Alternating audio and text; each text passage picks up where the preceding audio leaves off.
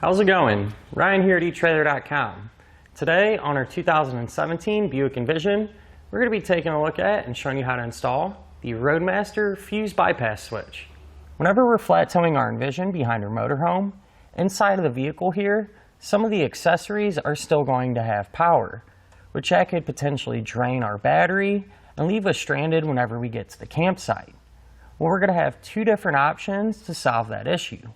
One being, there's a couple of fuses that you could pull out every single time you want to flat tow, and remember to put them back in whenever you're ready to disconnect and drive off.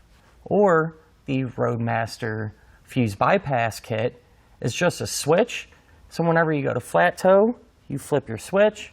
Whenever you're done flat towing, flip it the other way, and you're all good to go.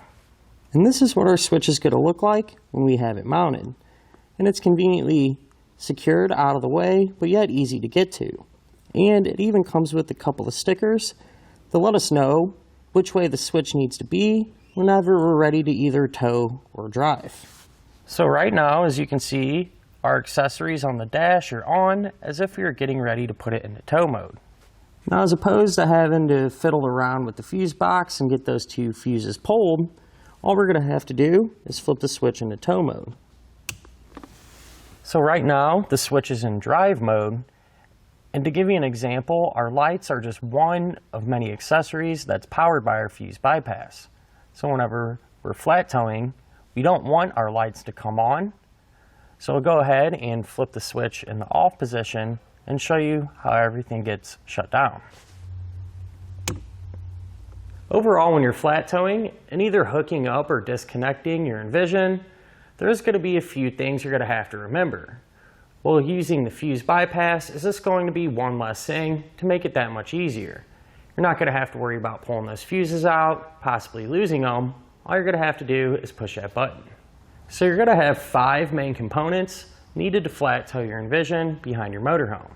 And they're going to include the base plate, your diode wiring, your braking system, a tow bar, and safety cables.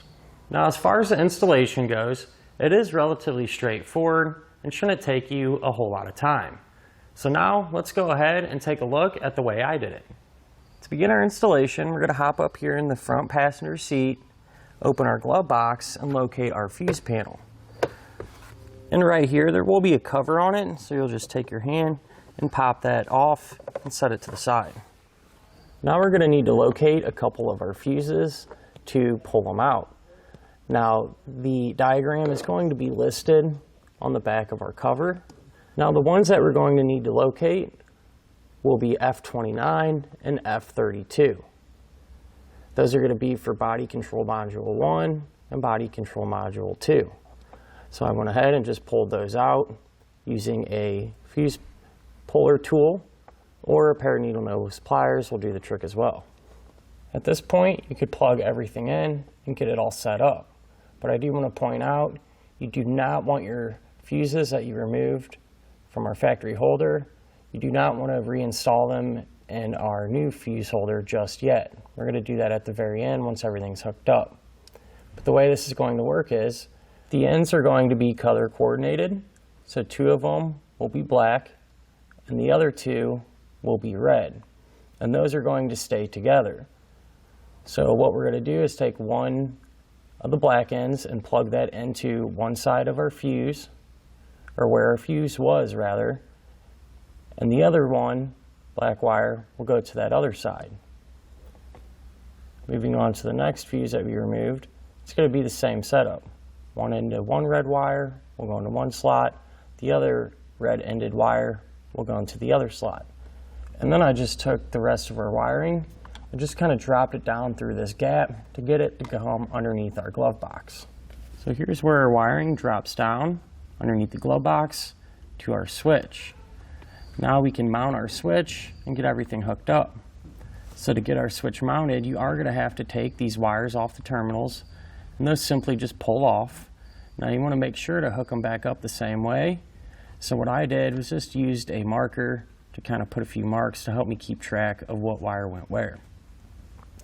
But once we separate the switch from our wiring, what I did was just used a step bit or hole saw to drill a hole in this plastic here.